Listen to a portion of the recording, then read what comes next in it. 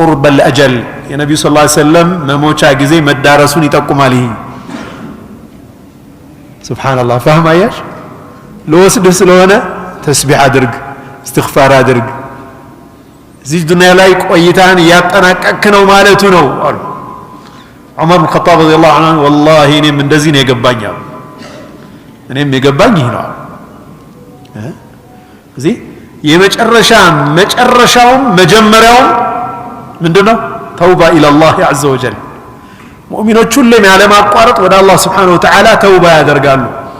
አንድ መልካም ስራ ማንሰራው ሊኖር ይችላል ከዛ ከማንሰራው መልካም ስራ ተውባ ያስፈልገናል ስንሰራው ተውባ አደረግን ማለት ነው ስንሰራው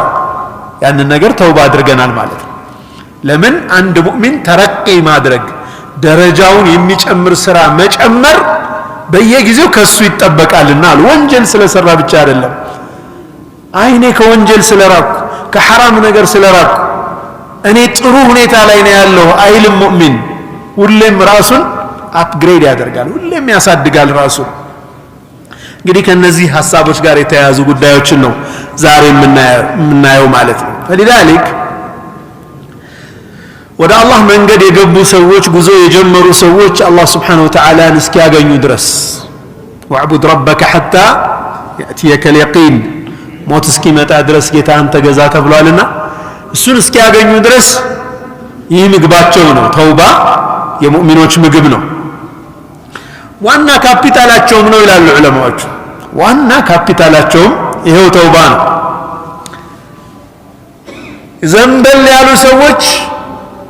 ዘንበል ያሉ ሰዎች ከዒባዳ በመዘናጋትም ይሁን ወደ ወንጀል መቀራመትም ይሁን ዘንበል ያሉ ሰዎችን ቀጥ አድርጎ የሚያነሳን ተውባ የሚባለው መሳሪያ ነው ወደ አላህ መመለስ ጀምሰው እንደ መላእክት በአንድ ሐል ላይ ሁሌ አይቆይም ተፈጥሮ አይደለም በአንድ ሁኔታ ላይ አንቆይም አላህ Subhanahu Wa Ta'ala መላእክቶችን ከነዛዓት الشهوات የሻህዋ ስሜትን አላህ አነሳላቸውና ስጁድ ያደረገው ኢላ يوم القيامه ስጁድ ላይ ነው الى الابد ركوع لا يالله ركوع لا لا يعصون الله ما امرهم ويفعلون ما يؤمرون የሰው ልጅስ አንዴ ሰዓት አንዴ ውሃ አንዴ ሰው ይሆናል አንዴ አፈር ይሆናል ይሄ ሰው ልጅ ባህሪ ነው መመለሻው ቶሎ ተመልሶ መንገድ ላይ እንዲገባ የሚያደርገው ምን መሳሪያ ነው ተውባ የሚባል መሳሪያ ወደ አላህ መመለስ የምንለው አላህ Subhanahu Wa Ta'ala ያንን ምርጥ ትውልድ የሰሃባን ትውልድ ሪሳላውን መጀመሪያ ከነብዩ ሰለላሁ ዐለይሂ ወሰለም አፍ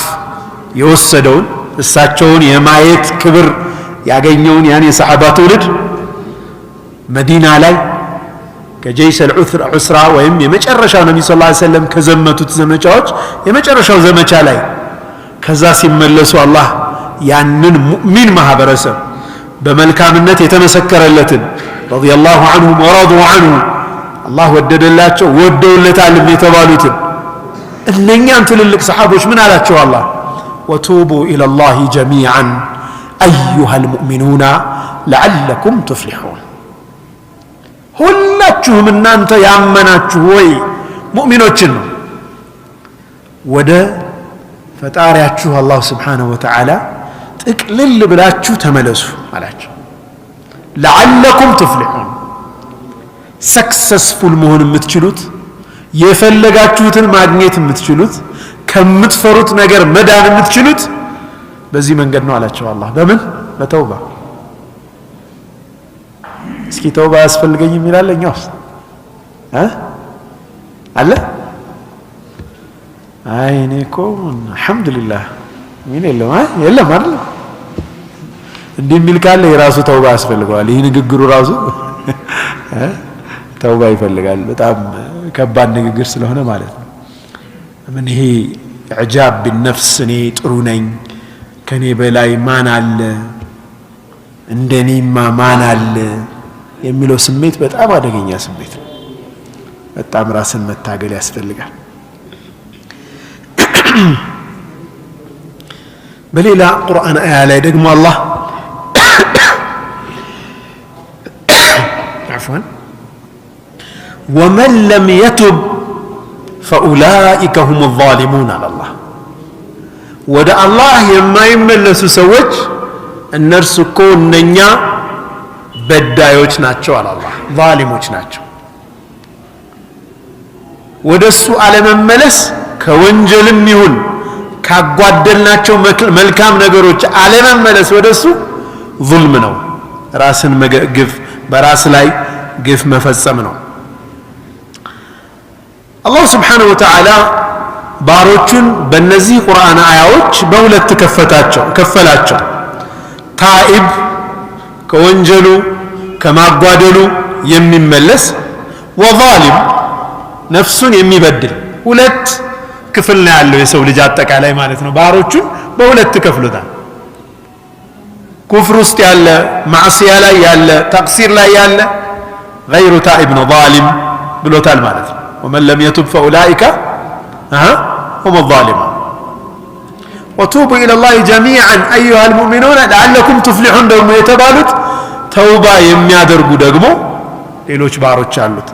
በሁለት ከፍሏቸዋል ሌላ ሶስተኛ የለውም ነብያችን አለይሂ ሰላቱ ወሰላም صحيح ቡኻሪ ላይ በተላለፈው ሐዲስ ላይ ምን አሉ ያ አዩሃ الناس توبوا الى الله እናንተ ሰዎች ሆይ ወደ አላህ ተመለሱ إني لأتوب إلى الله في اليوم أكثر من 70 مرة أني كو ودقيتاي ملسالله بكنس كسبا جزي بلال نبياتي صلى الله عليه وسلم كل فاتحة سنكرا غير المغضوب عليهم من لا ولا الضالين المغضوب عليهم يهودوش ناتشو تبلو تترجمال المغضوب عليهم بالنسبة له الله يتقطعباቸው ሰዎች ለምንድን የተቆጣባቸው አላህ እያወቁ ስለሚያጠፉ ወለዳሊን ነሳራዎች ናቸው ተብሏል ለምን አላህ ዳሊን የጠመማላቸው ያለማወቅ በቅንነት ስለሚሳሳቱ የእውቀት ችግር ስላለባቸው ተብሏል አይሁዶቹ ደግሞ እያወቁ ስለሚያጠፉ ነብዩን ሰለላሁ ዐለይሂ ወሰለም አላህ ምን አለ يعرفونه كما يعرفون أبناءهم ወንድ ልጆቻቸውን يرحمك الله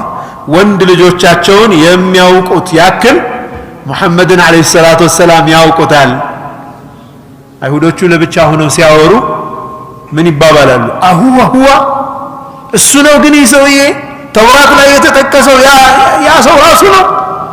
ይላል ሁዋ እሱ ራሱ ነው ይላል ጓደኛው እኮ እና ምን አሰብክ አለው ምን አሰብክ አን ኡዓዲሂ ማ ዱምቱ ሐያን በህይወት እስካለሁ ድረስ እስከ መጨረሻው ጠላት አድርጌ ልይዘው ወስኛለሁ አለ ሱብሃንአላህ ረሱል ሰለላሁ ዐለይሂ ወሰለም ተውራት ላይ የተጠቀሱት እሳቸው መሆናቸውን ካረጋገጠ በኋላ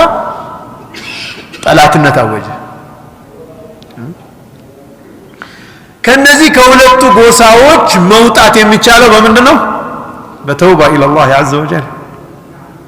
ሳናከ ከምንሳሳታቸው አጥፍት አውቀን ከምናጠፋቸው ነገሮች መውጣት የምንችለው ወደ አላህ Subhanahu Wa Ta'ala በመመለስ ሶስት የተውባ ሸርጦች አሉ ሁላችሁም እንደምታውቋቸው በሰው ልጅ ላይ የተያያዘ ሲሆን አራተኛ ሸርጥ አለ ተውባ ሶስቱ ሸርጦች ምንድናቸው የሚያስታውሰኛል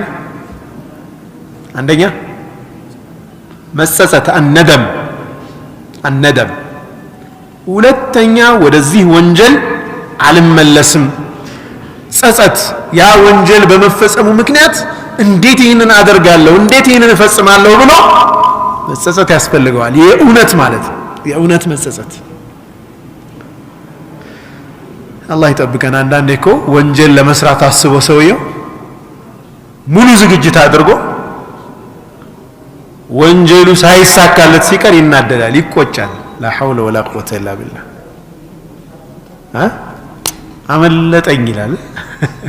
የሰው ገንዘብ ሊበላ ነይቶ ሰውየው ሲነቃበት ይበሳጫል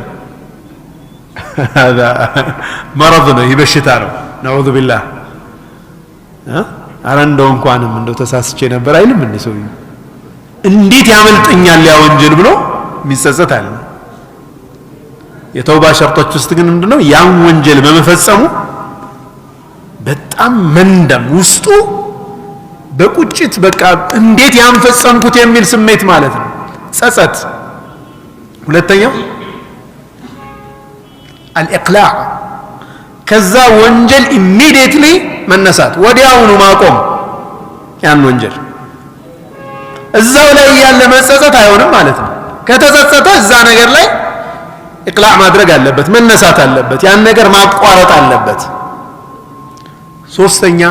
ሸርጥ አልዓዝም ሁለተኛ አልመለስም ብሎ ውሳኔ ላይ መድረስ። እነዚህ ሶስቱ ሸርጥ ናቸው አላህና በባሪያው መካከል ያሉ ጉዳዮች ከሆኑ ማለት ነው። የሰው ሐቅ ከሌለባቸው የሰራው መጥፎ ስራ አላህ ጋር ብቻ ያለ ሂሳብ ከሆነ በሱና በአላህ መካከል ያለ ከሆነ ሶስቱን ሸርጦች አሟልቶ መመለስ አለበት። ይህንን አሟልቶ ከተመለሰ يبدل الله بسيئاتهم حسنات ብሏል አላህ ወንጀላቸውን በሙሉ አላህ ወደ መልካም ስራ ይቀይራል። ረሂም የሆነ ጌታ ነው አላህ ሱብሃንአላህ። ان الله يفرح بتوبة عبده አላህ እኮ በባሮቹ መመለስ ይደሰታል አሉ ነቢያችን ሰለላሁ ዐለይሂ ወሰለም። ምሳሌውን ሲናገሩ ምን አሉ? ሰውየው ራሂላ ጭነቱን ጭኖ አንዲት ግመሉን ይዞ በረሃ ይወጣል። የበረሃ ጉዞ በጣም ከባድ ነው። ውሃው የሚጠጣው ነገር የሚበላው ነገር እሱ ላይ ባለበት ደክሞት استظل تحت شجرة አንዲት ዛፍ ላይ ሄዶ ተጠለለ። ከዛ እንቅልፍ ሽልብ አደረገው። ሲነቃ የለችም ግመሏ። ሙሉ ጭነቱን ይዛ ሄዳለች። የመጣውም ሩቅ ነው እንዳይመለስ